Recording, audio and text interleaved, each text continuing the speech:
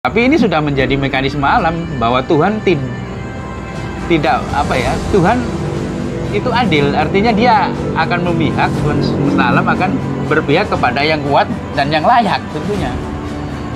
Nah, kenapa bangsa Indonesia hari ini dieksploitasi terus diam saja? Ya berarti memang layak dieksploitasi.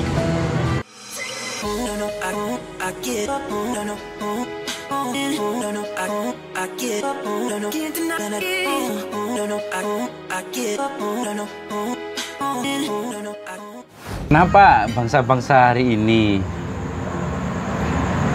bersaing ya secara ketat, berkompetisi?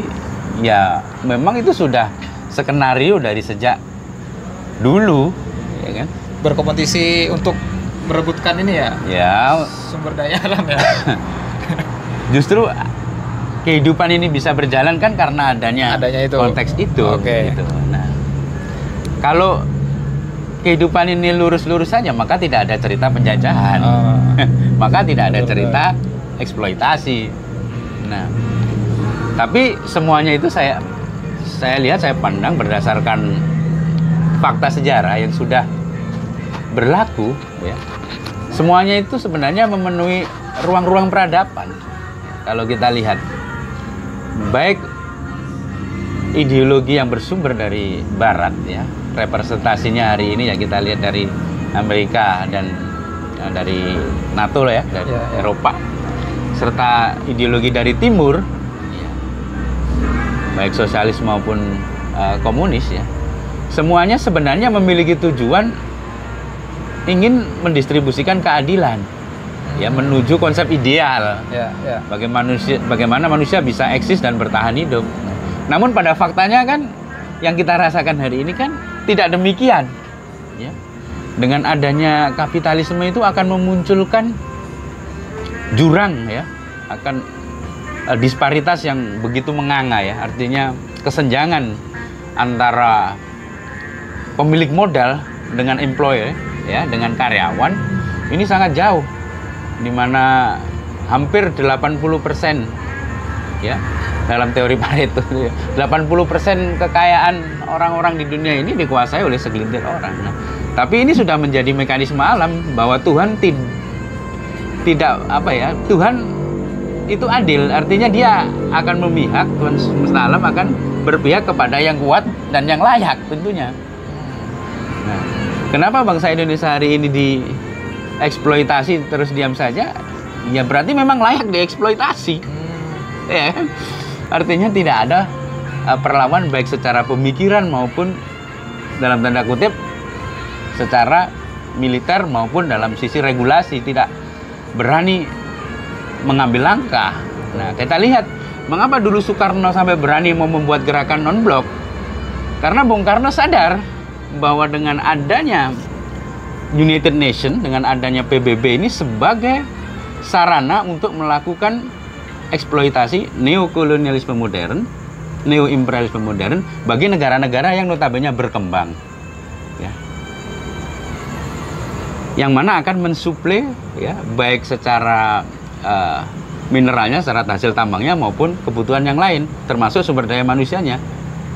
Ya, kita lihat negara yang mengirimkan sumber daya manusia, ya, ke luar negeri, ya, kita lihat TKI, salah satunya paling terbanyak Indonesia. Padahal dengan sumber daya alam yang cukup mumpuni, lebih dari 200.000 triliun kalau dikelola dengan benar, diakumulasi, sangat mungkin untuk mensejahterakan warganya dan mendistribusikan keadilan. Mengapa itu tidak bisa terjadi? Ya karena Indonesia berada di bawah kekuasaan kapitalis maupun artinya tidak punya kuasa. Bangsa ekor. Nah, kalau ekor kan ngikut kepala. Gimana caranya Indonesia makmur? Ya harus menjadi kepala. Gimana caranya menjadi kepala? Ya harus dirubah tadi. Kecerdasannya harus dirubah. Ya kan?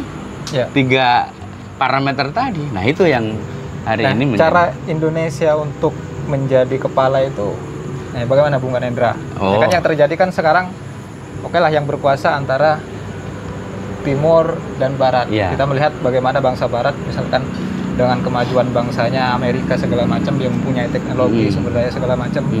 dengan bangsa timur pun sekarang Cina, apakah kita punya kans ya, punya potensi. Dalam sejarahnya Soekarno pernah keluar dari misal PBB, membuat gerakan baru misalkan, baru, walaupun ya rasa-rasanya waktu itu ya sedikit condongnya ke timur gitu.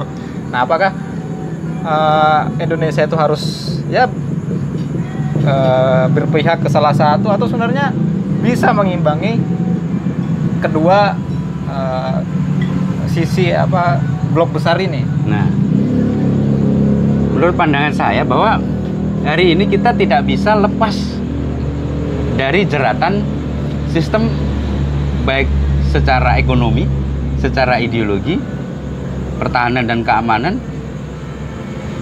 Ipolek sosbud ankam itu tidak bisa kita lepas hari ini sebagai sebuah negara.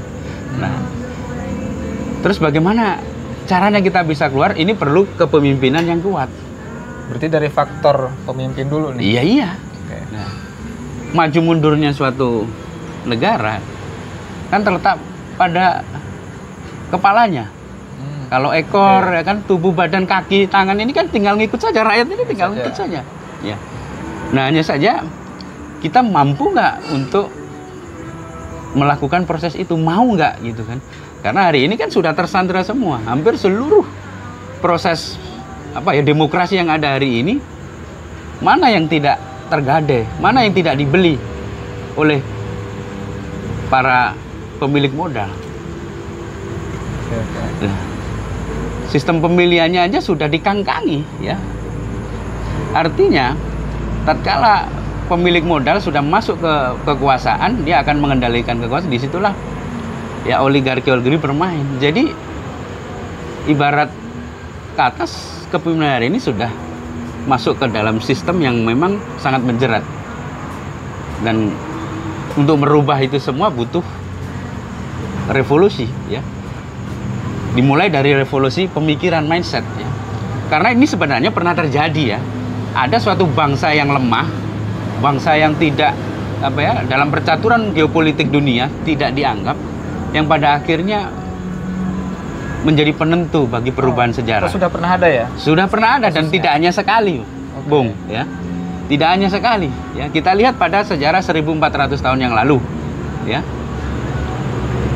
Sebelumnya juga sudah pernah ada, dan sebelumnya lagi juga sudah pernah ada. Nah, itu tinggal kita, karena dalam faktanya sejarah itu selalu bergerak ya, memenuhi ruang-ruang peradaban dan sirkular dia, seperti siklus saja ya.